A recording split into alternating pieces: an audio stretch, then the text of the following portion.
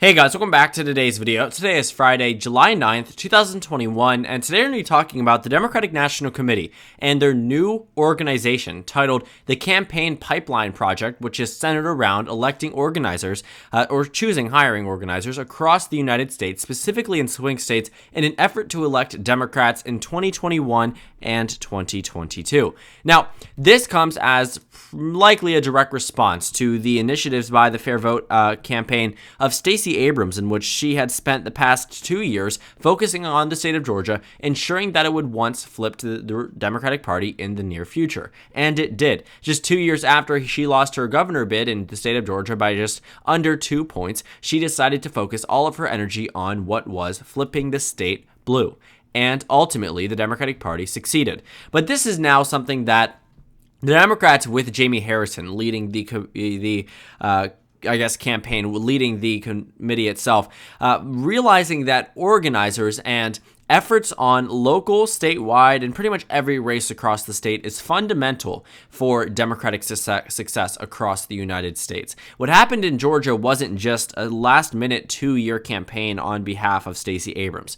She and many other individuals had spent countless years before then focusing on the state, trying to flip it blue. She, of course, expedited it. Donald Trump certainly helped the Democratic Party's chances of victory there in 2020. But I will say that a lot of it was due to the fact that the Democratic Party built a foundation and built a connection type of web where they were able to have people on every level run for even less notable races that you would otherwise not see either political party really view as super important. And Democrats used that infrastructure they built themselves electorally to their advantage in 2020, and will likely use it again in 2022. But the Democratic National Committee here seems to be focusing on many more states with this campaign pipeline project. What they're going to be doing is focusing mainly on the midterm years.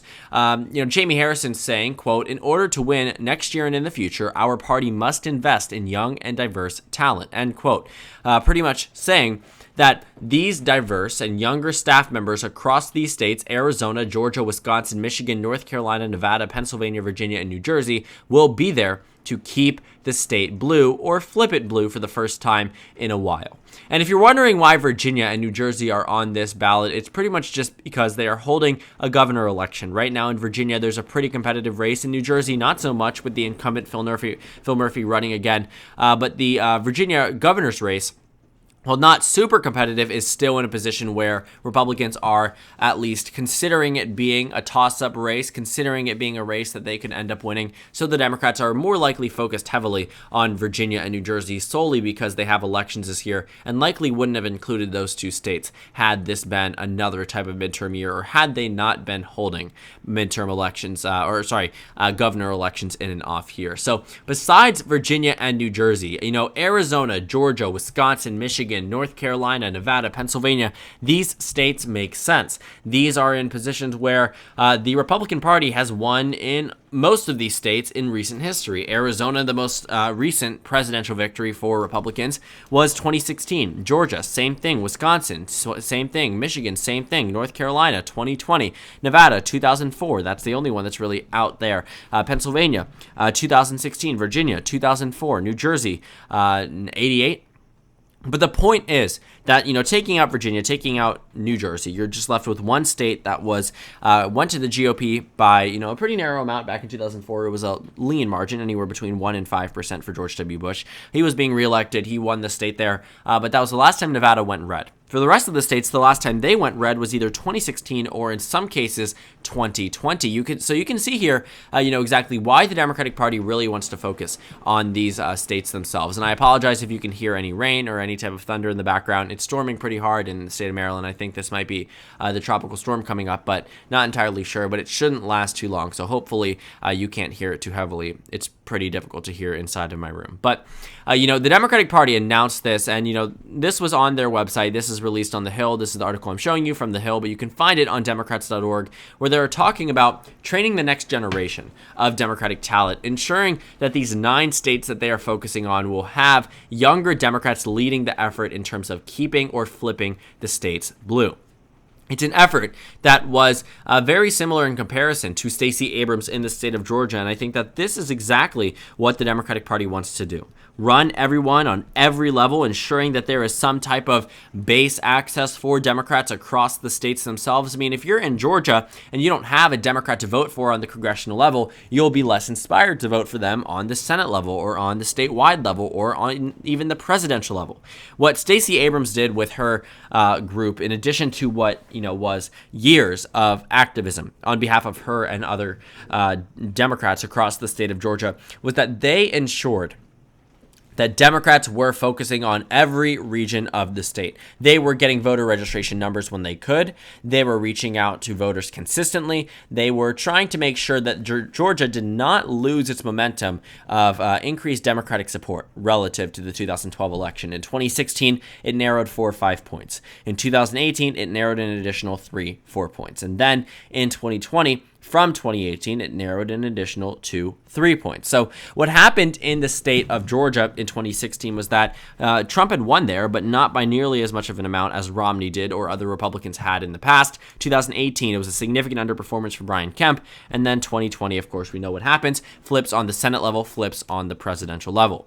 And looking at the campaign pipeline project, you can see exactly, who they are hiring, what they're doing. So right now, it seems that these boot camp series are going to be held virtually. They're going to be doing online events, pretty much anything they can. And, this is something that seems to be relatively new. It seems the DNC is truly trying to make it accessible for some of these Democrats to be in positions where they are running certain parts of the party across the state. I mean, what's happening in this pipeline project, I think largely is an effort to reach out to younger organizers, to minority organizers who otherwise wouldn't necessarily be as involved because positions sometimes aren't there. I mean, you have to think about how hard it is in many cases to be a top official within the Democratic Party when you're in a position where you are going to, where you are going to be organizing a very significant portion of a swing state. You might not necessarily be chosen as that specific role if you're young, if you're considered inexperienced. I mean, politics, a lot of it is just mainly connections based, and that's the same thing within the Democratic Party. So I think what they really want to prevent are 2018 losses that were moderately avoidable. How do we put this? States such as Ohio, which was decided by a margin of less than 4 points, or a state such as Iowa, a state that was decided by a margin of less than 3 points, a state such as Georgia, which was decided by a margin of less than 2 points, a state such as Florida, a state decided by less than a margin of 0.5%, half a percentage point, less than that, divided Ron DeSantis and Andrew Gillum in this state. So what happens in Ohio, what happens in Iowa, what happens in Georgia, what happens in Florida wouldn't necessarily happen if the Democratic Party was able to field the right organizers, to field the right employees in order to keep these states or flip them blue. It's not just there. It's in other states that might be competitive in the future when you're looking at the 2020 election results. Who knows what might happen in Texas, a state decided by less than 6 points in the 2020 election. Who knows if that state is next to become blue? Who knows if maybe North Carolina should be more heavily targeted, a state that Donald Trump won by just 1.3%, or a state such as Florida, which Trump won by just 3.3%.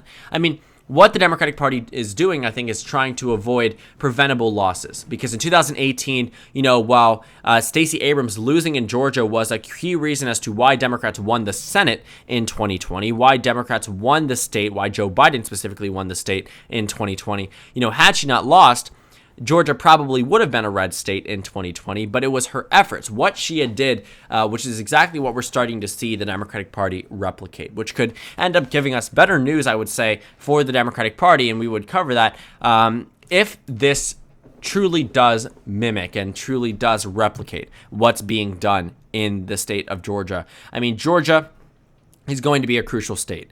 But for the Democratic Party to not have even considered Stacey Abrams' proposals in the past, was quite interesting. I mean, looking at the efforts made by Stacey Abrams, it seemed very isolated to the state of Georgia. Of course, every state has a Stacey Abrams, but now is time for the Democrats to find them. If Democrats truly want to have a chance at victory in Texas in the future, they need to find their Stacey Abrams. Maybe it's Beto O'Rourke. Maybe it's Joaquin Castro. Maybe it's Julian Castro. Maybe it's a person that we have not yet to meet. Maybe it's someone who has no statewide electoral experience, such as Stacey Abrams, who will go on to lose a race and then end up using that and redirecting that energy into winning it on behalf of other candidates in the future. I mean, every state, I will say, I do think has the capability with the right money, with the right intentions, with the right campaign strategies to become at least more competitive or potentially flip either Republican or Democratic, depending on which side you find that Stacey Abrams type of candidate in. But I think the Democratic Party is truly trying to just replicate what they saw happen in the state. It's not only the governor elections, but in 2018, there were some pretty preventable losses in the United States Senate for the Democratic Party. Or not necessarily preventable, but could have been won had the circumstances just been slightly better for the Democrats. For example, the state of Florida. Bill Nelson lost here by 0.2%. Over 8 million votes cast and a margin of 10,000 made the difference. 8 million and a margin of 10,000 votes, 0.2%. It's not just there. Texas is a state which has been long viewed as out of reach by the Democratic Party. I have to remind you, Ted Cruz only won here by 2.6%. That's a state that with the right energy, with the right campaign methods for the Democratic Party, they potentially could have done better in Texas and potentially have flipped the state. A 2.6% margin for Ted Cruz, a very recognizable name within the GOP, won the Republican primary there just 2 years prior. What was done in Texas was the main effort of Beto O'Rourke being an exceptional candidate for the Democratic Party across the state, and Ted Cruz in many ways being, while a well-known, a moderately lackluster candidate. While he was popular, there was no real numbers to indicate that he was as popular as the morning consult polls or the political polls or whatever it was had indicated. For Ted Cruz's sake, I think that, it was a combination of Beto O'Rourke being very strong and him being a poor candidate. But it's just the point that if there was some type of movement that we saw in Georgia applied to Florida, I can tell you now, Nelson would have won. Had there been a movement that was similar to Georgia, been applied to Texas, maybe Beto O'Rourke could have won. And it's not just him. Maybe Indiana would have gone a different way. Joe Donnelly only lost by around 6 percentage points. For a Democrat in Indiana, that's pretty impressive. In North Dakota, Heidi Heitkamp probably was out of reach, losing by 10 points, but it's not completely out of question to say maybe she could have narrowed it up. In Missouri, Claire McCaskill lost by less than 6 points. Actually, in this instance, less than 5 points. So, we are looking at these numbers and we're saying, hold on a second. If McCaskill or if Hawley was to end up winning, a margin of less than 6%, not 5%.